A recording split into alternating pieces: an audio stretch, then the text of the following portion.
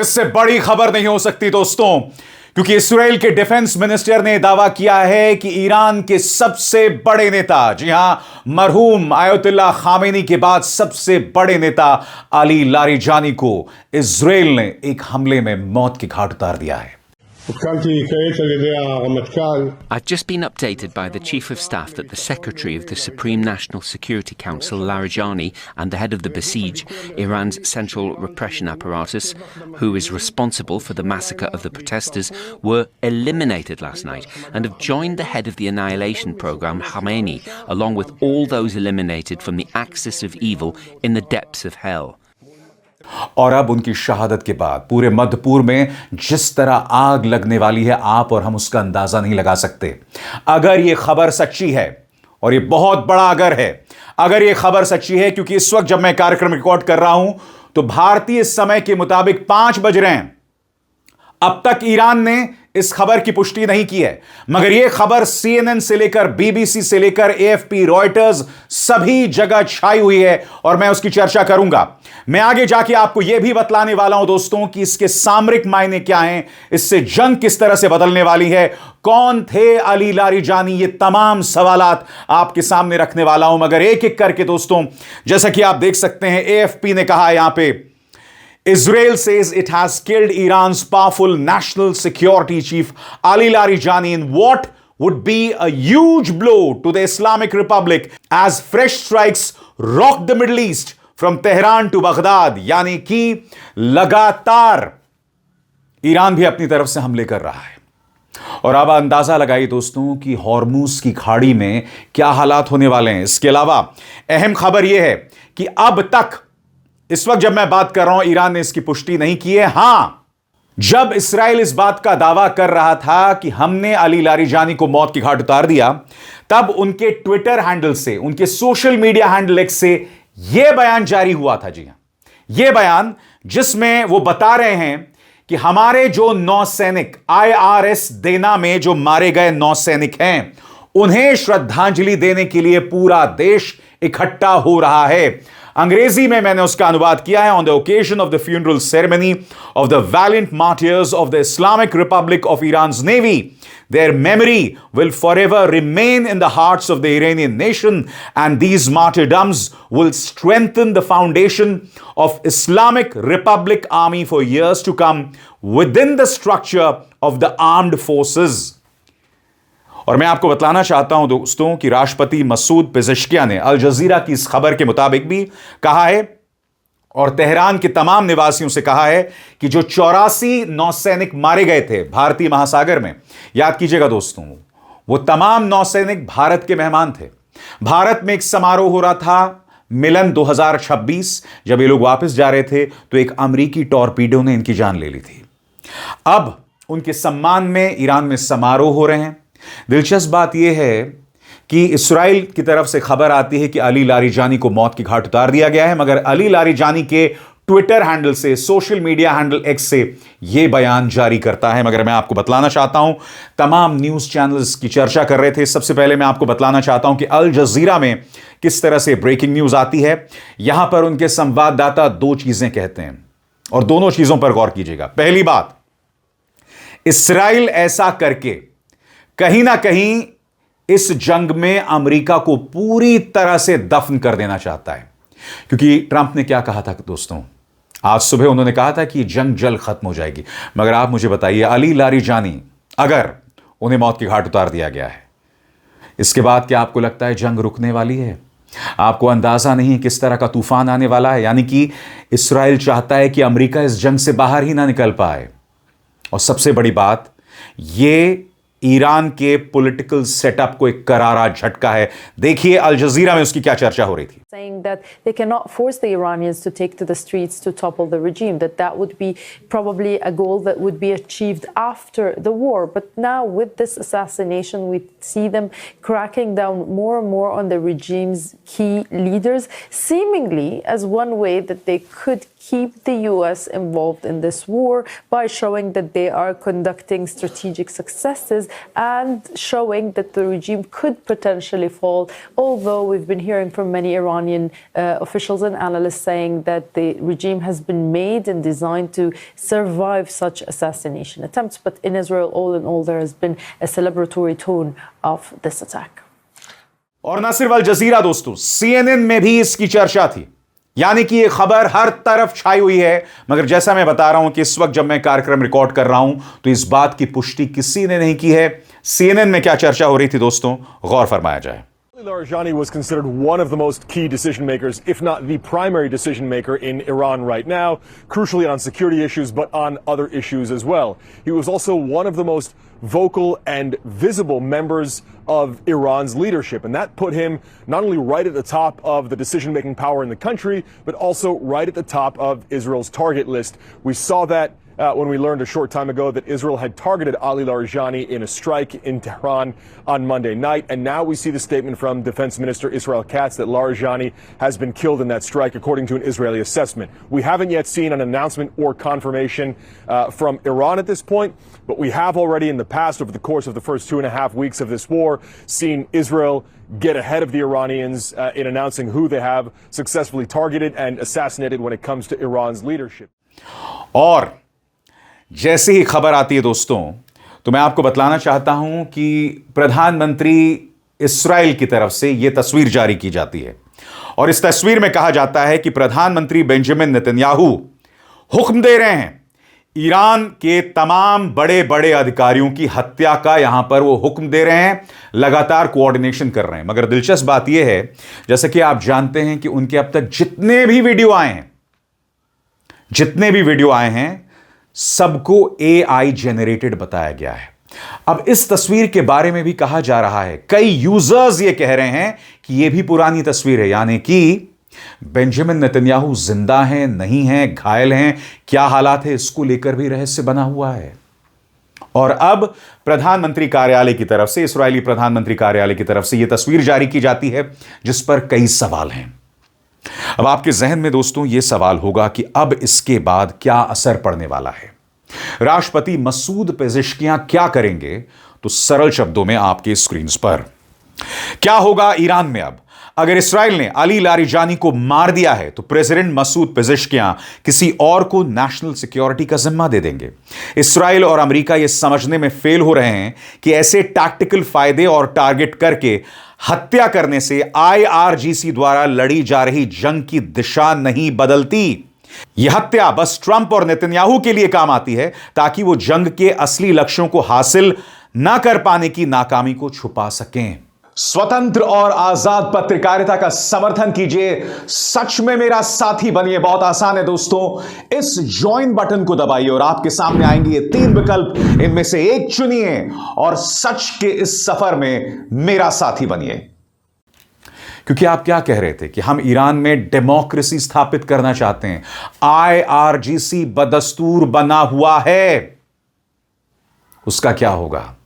तमाम बड़े बड़े न्यूज चैनल्स दोस्तों ये दावा कर रहे हैं और अब मैं आपको बताने वाला हूं 2 मुद्दे। पहला, उनकी पूरी जीवनी के बारे में, इस राइडर के साथ, इस चेतावनी के साथ कि अब तक ईरान ने उनकी मौत की पुष्टि नहीं की है। दूसरा, अगर उनकी मौत हुई है, और यह बहुत बड़ा अगर है, तो भविष्य में इसका क्या असर पड़ेगा। क्योंकि लारिजानी सही मायने में वार्ताकार थे। जैसा कि मैं इस कार्यक्रम में आपको बताने वाला हूं, वो पूरी तरह से ईरानी सिस्टम में दफन थे, परमाणु नेगोशिएशंस का वो हिस्सा थे। इसके अलावा ईरान का जो स्टेट टेलीविजन थे उसके वो प्रमुख थे, वो लेबर मिनिस्टर थे। ये तमाम जिम्मेदारियां उन्होंने संभाली थी, मगर अब उसके बावजूद उन्हें मौत के घाट उतार दिया गया है। यानी कि अब इस्राएल और अमेरिका से बातचीत करने के लिए कोई नहीं बचा है। अगर इस्राएल और अमेरिकी साजिश कामयाब हो जाती है दोस्तों, तो आपको अंदाजा है कि ईरान के अंदर किस कदर अराजकता मचेगी, किस तरह के गृह युद्ध शुरू हो जाएंगे, किस तरह की कट्टरता बढ़ेगी, किस तरह से वहां के माइनॉरिटीज खतरे में आ जाएंगे, किस तरह से वो लोग जो स्वर्गीय खामेनी का विरोध कर रहे थे उन पर किस कदर जुल्म बढ़ेंगे। ऐसा लगता है कि अमेरिका और इस्राएल इस दुनिया को बर्बाद कर देना चाहते हैं। और अब मैं आपको बताने जा रहा हूं सबसे पहले कि अगर उनकी मौत हो गई है तो जंग की दिशा किस तरह से बदलेगी। आइए देखते हैं। पहले बसिज के कमांडर गुलाम रजा सुलेमानी और इसके बाद अब ईरान के बड़े नेता अली लारिजानी। इस्राएल ने उनकी हत्या करने के बाद, उनकी शहादत के बाद इस जंग को ऐसा मोड़ दे दिया है जिसके बाद ईरान अब कहर बरपाने वाला है, मगर खुद आने वाले दिनों में ईरान के अंदर जबरदस्त अराजकता बढ़ने वाली है। बगैर वक्त बर्बाद किए मैं आपको बतलाने वाला हूं कि इसका असर जंग पर क्या पड़ने वाला है। आपकी स्क्रीन पर एक एक करके दोस्तों आ रहा है। सबसे बड़ा असर क्या होगा, तो गौर फरमाए दोस्तों। ईरान की तरफ से ये जो जंग थी, लारिजानी सबसे अहम चेहरा थे। गौर फरमाए, लारिजानी वो आदमी थे जो पूरी जंग को कोऑर्डिनेट कर रहे थे। उनके हटने से सिस्टम में कंट्रोल कम और केओस ज्यादा हो सकता है, मतलब जंग ज्यादा अनप्रिडिक्टेबल और खतरनाक हो जाएगी। अब आपके जहन में सवाल तुरंत क्या हो सकता है? ईरान बदला लेने के लिए ज्यादा मिसाइल और ड्रोन हमले कर सकता है। अंदर की बात करें, यानी ईरान के अंदर कुछ समय के लिए कंफ्यूजन यानी असमंजस रहेगा कि फैसला कौन लेगा। IRGC आगे आ जाएगा। जी हां, इस्लामिक रेवोल्यूशनरी गार्ड कोर वो और ज्यादा उग्र होने वाला है और उसका क्या परिणाम होगा, गौर फरमाएं। यानी कम राजनीति, ज्यादा मिलिट्री एक्शन, और इसके बाद थोड़े समय बाद इसका क्या असर पड़ सकता है उस पर भी गौर फरमाया जाए। अब दो तरह की ताकतें लड़ेंगी। नंबर एक, हार्डलाइनर्स यानी सख्त रुख वाले कहेंगे अब सिर्फ बदला लो, ज्यादा अटैक्स, होर्मुज पर दबाव, प्रॉक्सीज का इस्तेमाल। दूसरा, प्रैग्मेटिक यानी कि जो बातचीत चाहते हैं। उनका मेन नेता यानी कि लारिजानी चले गए, इसलिए उनकी ताकत कम हो जाएगी। यानी कि लारिजानी की मौत के बाद और बसिज कमांडर की मौत के बाद बातचीत की गुंजाइश खत्म हो जाएगी। याद कीजिएगा डोनाल्ड ट्रंप ने आज सुबह क्या कहा था। डोनाल्ड ट्रंप ने कहा था कि ये जंग अभी कुछ दिनों में खत्म हो जाएगी, मगर लारिजानी के मौत के बाद अब मान के चलिए दोस्तों, इसके बाद जो तूफान आने वाला है उसका आप और हम अंदाजा नहीं लगा सकते हैं। और मोसाद ने एक बार फिर साबित कर दिया है कि उसके हमले से कोई नहीं बच सकता, कोई नहीं बच सकता। आपके स्क्रीन पर अब गौर फरमाएं, अमेरिका और इस्राएल के लिए इसके क्या मायने हैं। शॉर्ट टर्म में उन्होंने एक बहुत बड़ा नेता हटा दिया, यानी कि टैक्टिकल फायदा, मगर लॉन्ग टर्म की बात करें तो अब बात करने के लिए कोई तजुर्बेकार आदमी नहीं है। डील करना मुश्किल हो जाएगा, यानी अभी फायदा, आगे चलकर मुश्किल। अब आपके जहन में सवाल होगा दोस्तों, आने वाले दिनों में जंग पर इसका क्या असर पड़ने वाला है। अब वो मैं आपको बहुत ही सरल अंदाज में समझाने वाला हूं। रास्ता नंबर एक, जल्दी लेकिन गंदी जंग। ईरान जोरदार जवाब देगा, फिर किसी तरह सीज फायर होगा जिसमें चीन और रशिया को भूमिका निभानी पड़ेगी, लेकिन डील बहुत रफ होगी। और मैं आपको बतलाना चाहता हूं कि ईरान ने वैसे ही सेजल मिसाइल का इस्तेमाल शुरू कर दिया है, जो इसराइल को नाको चने चबवा रही है। अब इसके बाद ईरान जो है वो बौखला जाने वाला है, और उसके बाद क्या होने वाला है उस पूरे इलाके में। क्योंकि देखिए, सबसे बड़ी बात, और ये बहुत अहम बात मैं कहने वाला हूं, ईरान ये पता लगाएगा कि लारिजानी और गुलाम रजा सुलेमानी, ये जो दोनों मौतें हुई हैं, जिन मिसाइलों से मौतें हुई हैं, क्या वो मिसाइलें खाड़ी देश से लॉन्च की गई थीं? क्योंकि अगर ये मिसाइलें खाड़ी देश से लॉन्च की गई हैं, यानी UAE, कतर, सऊदी अरब, अगर इनमें से किसी भी देश से मिसाइल लॉन्च की गई हो और अगर ईरान को पता चल जाएगा, तो आप अंदाजा लगा सकते हैं कि ईरान किस कदर बदला लेने वाला है। अब आगे गौर फरमाएं दोस्तों। रास्ता नंबर 2, अब आगे गौर फरमाएं दोस्तों, लंबी और खतरनाक जंग कैसे। आपकी स्क्रीन पर हार्डलाइनर्स पूरी तरह से हावी हो जाएंगे, बातचीत बंद हो जाएगी, लगातार मिसाइल, ड्रोन और प्रॉक्सी अटैक्स, यूएस इजराइल भी हमले बढ़ाते रहेंगे, जंग लंबी खिंचती चलेगी। यानी कि लारिजानी हट गए तो जंग ज्यादा मिलिट्री हो जाएगी, नेगोशिएशंस मुश्किल हो जाएंगे, एस्केलेशन का रिस्क बढ़ जाएगा। मगर आज आपके जहन में यह भी सवाल होगा दोस्तों कि लारिजानी कौन थे। इसमें दो राय नहीं है कि खामेनी की मौत के बाद वो ईरान के सबसे अहम नेताओं में से एक हैं। जैसे मैंने बताया, वो ईरान की तरफ से जंग को हैंडल कर रहे थे, ऐसे में वो शख्स जो ईरान का सबसे तजुर्बेकार चेहरा है, उनका जाना बहुत मायने रखता है। अब गौर फरमाएं दोस्तों, अब मैं आपको बताने वाला हूं उनकी पूरी जीवनी के बारे में। सबसे पहले शुरुआती जीवन और पढ़ाई। अली अर्दशीर लारिजानी का जन्म 3 जून 1958 को इराक के नजफ में हुआ था। वो एक बहुत प्रभावशाली धार्मिक परिवार से आते थे, जिनका संबंध ईरान के अमूल शहर से था। उनके पिता एक बड़े धर्मगुरु थे और उनके कई भाई भी ईरान की राजनीति और न्यायपालिका में ऊंचे पदों पर रहे।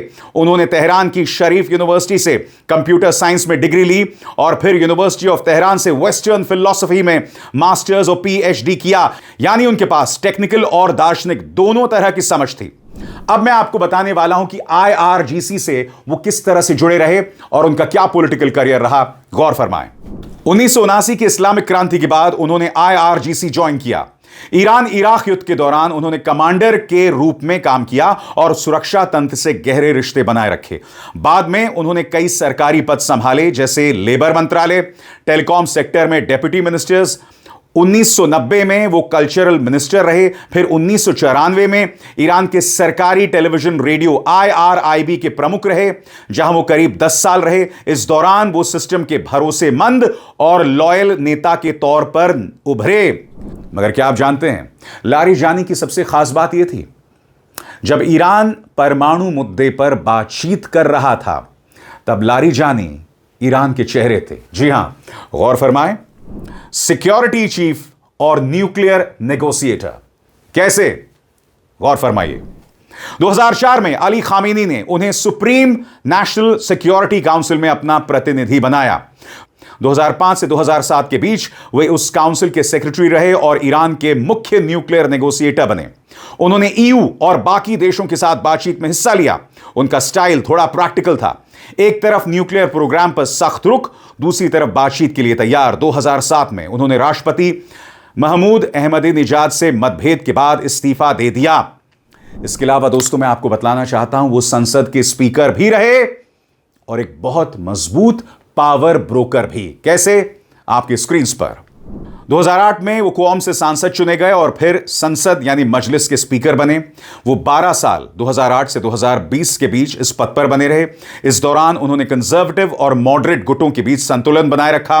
2015 के न्यूक्लियर डील को पास कराने में उनकी बहुत बड़ी भूमिका थी। धीरे धीरे वो सिस्टम के मैनेजर बन गए जो अलग अलग गुटों को संभालते थे। मगर फिर उनका पतन भी हुआ, उनकी गिरावट भी आई। कैसे? इस पर गौर फरमाइए साहब। 2021 में उन्हें राष्ट्रपति चुनाव लड़ने से रोक दिया गया, जिससे वो कुछ समय के लिए साइडलाइन हो गए।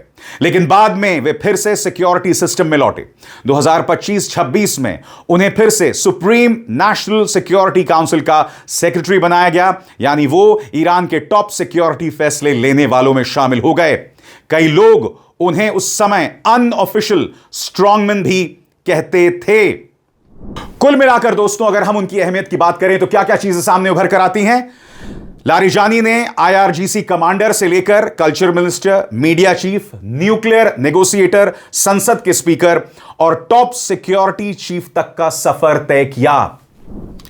यानी कि अगर डोनाल्ड ट्रंप और नेतन्याहू, खैर उनके अपने वजूद को लेकर ढेरों रहस्य हैं, अगर वो बातचीत करना चाहते थे ईरान से, तो इससे बेहतर ईरान के पास कोई चेहरा नहीं था। और अब जैसा कि खबरें आ रही हैं, जैसा कि इजरायली डिफेंस मिनिस्टर ने दावा किया है, उन्हें मौत के घाट उतार दिया गया। मैं एक बात स्पष्ट कर दूं, इस वक्त जब मैं कार्यक्रम रिकॉर्ड कर रहा हूं, यह खबर अभी फिलहाल पूरी तरह से कंफर्म नहीं हुई है। इजरायली डिफेंस मिनिस्टर ने यह दावा किया है, मगर जैसे जैसे जो जो अपडेट होते आएंगे हम वो आपके सामने पेश करेंगे। मगर इजराइल का जो दावा, बासिज के कमांडर की हत्या और उसके बाद अली लारिजानी की शहादत, यकीनन ईरान के लिए एक बहुत बड़ा झटका है। अब इज़हार शर्मा को दीजिए इजाजत। नमस्कार।